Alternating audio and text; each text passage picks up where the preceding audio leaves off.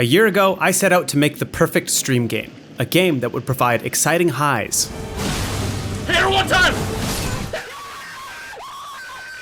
Devastating lows. And of course, it would still be incredibly fun to play. But I knew I needed help from an expert. So I invited Atroc to a brainstorming session to help me find the perfect stream game. You just have to tell when it's your friend and when it's not. AI telephone. Rock, paper, wizards or something. Sailing ship games where you work together. Is Titanic public domain? A Titanic game. A Subnautica horror game. Roguelike Jump King. And how many people are in chat? I think I had 4,000 or something. It was the crazy thing was they all stayed. Yeah. Which was like super rare. That was my first big stream and it worked for sure, 100%. It needs to be a character that's interesting. And then I saw this, Roller Man, which is so funny. And if we added the context of something a little more serious, like he's a businessman trying to get to work. He's wearing a suit and tie in this rollerblade suit. The premise is that he could easily just walk to work, but refuses to because he has the roller suit. Not getting to work, but it's climbing the corporate ladder or something. No, he's like, he keeps falling back down to the mailroom, the first level. And then, there's like the CEO suite, there's the executive. You just keep going higher and higher. And that's such a funny visual of you trying to climb the corporate ladder.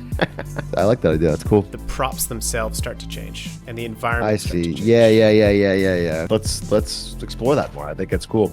After some negotiating and signing contracts, Atroc officially joined the project. And we both agreed to not only build the game, but to build it in exactly 365 days, starting October 1st. This is day one. So we got a ball. So all we've really done is just like try to recreate Monkey Ball. We can use that to understand their physics and like create our own original version. Okay, I mean, it looks like it moves pretty well. The only big thing is it's a little topsy-turvy. All right, yeah. You've got it down. Yeah. Okay. Choke. See, when we turn, it's got that drift. That Tokyo drift. Yeah, I see. Great. The secret is this is actually a ball, but we just hit it. The other secret is we think Tony Hawk Pro Skater is also a ball. Is also a ball. Oh my God. Oh, deep does rabbit hole go? So here it is with some slipping. And this is like beyond disorienting. Yeah, We're gonna have to fix this. This is tough. Now that we had the basic physics mechanics of rolling a ball around, it was time to actually create a character. So obviously didn't spend very long modeling this. Really? I couldn't tell. So there's the silly ones, and then there's the serious ones, like Thriller from Michael Jackson. Right, that is serious. This is like our in-game rigging system. We're just testing it out. I can control, different points, and it'll follow it. So this is inverse kinematics, and it'll move the mesh as we need it. And obviously he's not standing. He's going to be laying down. Perfect. And now our character in game. Holy moly. This is him. He's zipping. And then we were like, oh, the physics doesn't feel right. Let's shrink the entire world by 50%. So we had to shrink the world as well so that it appear the same size, because you have like less friction because the ball is actually spinning faster. You're throwing that thing around. So for those that are curious, when I said the character is actually just a giant ball, this is what the game engine actually sees behind the scenes. Those little legs poking out the back of the ball don't actually affect the physics of the character or how it moves at all. It's just this big old ball with one giant contact point ripping around. You would be surprised at how many games do sneaky things like this to make their games work. Because we've added IK. What's IK? IK is inverse kinematics. So it adapts to different terrain pieces. But sometimes it can look janky as shit. I mean, your body wouldn't really look like this. Well, I don't have that ass. We have abilities now. We have a break. Like the thing about Monkey Ball is you can never break. It's like the whole challenge of every level is that you can never break. But the ability to climb walls is that's so different. There's a lot of stuff you could do with that. The hands. So we added a second ability. We added a hold ability. You can grab on. Spider-Man style. It's strong, but it's cool because it's very different. Yeah. Wow, he's strong. Maybe he needs a little bit of work, but we added the grab, we added the break, and we added ragdoll. Hell yeah. This is the power of inverse kinematics. Because we can move our arms to different points, you can also break everything, and they can flop around, and then you can bring it back to its regular position. Yeah. That's perfect. That's good for a rage game. Wow, that is funny. It just makes the fall makes the falls way more satisfying. He's just hitting the ground and collapsing. Yeah, all we're doing is we're just saying there's no constraints on the joints anymore. Just, Jesus, take the wheel. So we added a cannon to test out the ragdoll physics. You want to kind of try to ragdoll yourself, over a gap. This is just a really, really fast-moving object, just to test out the ragdoll physics. Interesting. So just, bloop. I just imagine like trying to go down a hallway and with obstacles, and then it slaps you back that hard, and you get knocked all the way back down a hallway, and that's great. Like that right there on a real environment, people would laugh out loud. You just. So we also added when you grab, we can activate ragdoll. Oh, the hips don't lie. Those hips don't lie. So now it actually feels like he's grabbing. That looks so much better. Man, the grab is cool. Yeah. The grab is cool. You're gonna be dangling off a cliff, not wanting to fall, kid. Oh, true. That's a good idea. Crying and screaming. And is it glitchy? Okay. It's so glitchy. Can you tell? Yeah, he's definitely face merging, but I think we've started to deviate from Monkey Ball quite a bit, even just in the first. Yeah, that's what I'm thinking. Is like Monkey Ball never had anything like this. So even though we got the physics, like this already makes the game fundamentally different because the levels have to be different. That's just it's so interesting. We talked about potentially doing a story and having a narrator. So we've just been building out the infrastructure to have dialogue. It's very boring until we actually write a story. So not only have we added narration, we have our first level. Let's go. We got half pipes, we got ramps. Look at that, climbing the ladder of success. And we got jumps. Look at that. So Dom has been building the physics and the ball engine, and over the last month, this is what I've been up to.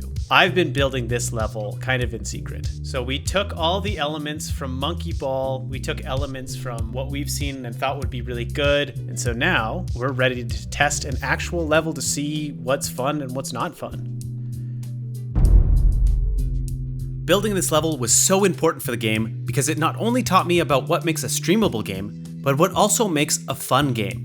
Look, the first level definitely wasn't perfect. The camera is so nauseating. We fixed that, don't worry. And it was a little too hard, but I wanted to share some of the lessons I learned, starting with loops. So I had initially designed the level like this, a consecutive sequence of jumps up to a platform, which is fun until you fall. And then you have to drive all the way back and try again and fall and drive all the way back, and you get the idea. This Dead Space is not fun. So I started studying some of the other Rage games and noticed that they stack the levels very nicely on top of each other to reduce this mundane repetition. This is Jump King, and I downloaded the entire map to study it. And after studying the beginning levels, I discovered that the falls aren't as important as the time it takes to return to where you fell, which I started calling TTR, or time to return. These vertical lines loosely represent how far you fall. And you can see in the beginning, they're not that bad, but at the end, they get really bad. You can also see that most of the time, the TTR is quite reasonable, but they mix in a nice balance of small TTRs and very punishing jumps with big falls, or high TTR.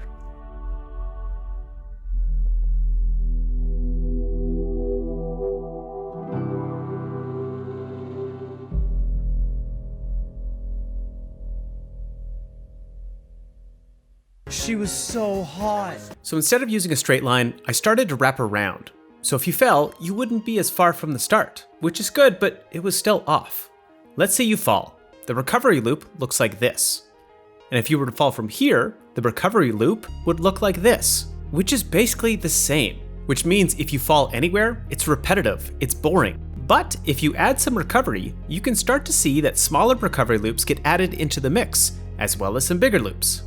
And I didn't do that great of a job with it, but as I continued to design levels, adding that mixture of both big and small loops ended up playing a huge role in what makes a level fun. The second lesson I learned was that everyone liked going fast. All of the mechanics that rewarded you for moving around felt best. These balance beams were very hard, but really fun. I liked them a lot.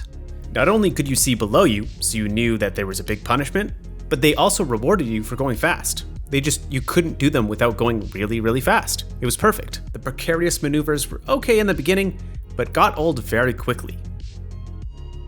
And lastly, the big jumps were exciting. You really can't have that many of them, but I added a super big jump right at the end, which would basically drop you all the way to the bottom, which is the biggest time to return in the game. And everyone who screwed it up quit, which is not good, but when they attempted it, it was very exciting. And hanging on for dear life was definitely going to be a hit for streams. And that marks the 2-month point in development. And we toyed around with a couple of other fun things that I didn't show, like a slow motion effect. That's crazy. It looks cool. But we ended up scrapping it, and there's a lot to cover. So much so that I've decided to split up the year into several videos, where we show off how to create our character. I like it as You well. like it? Yeah, it's just funny. And how we got Sea-Dog VA to be our narrator? What? And who knows, maybe one day you'll be the CEO. You're certainly dressed for it. And those videos will come out before we release the game on December 2nd, which gives you plenty of time to wishlist our game. Look, we're a small indie team with no marketing budget, so if you liked this video, wishlisting our game helps us out so much. It really, genuinely helps. So consider wishlisting. Thanks for watching. We'll see you next time.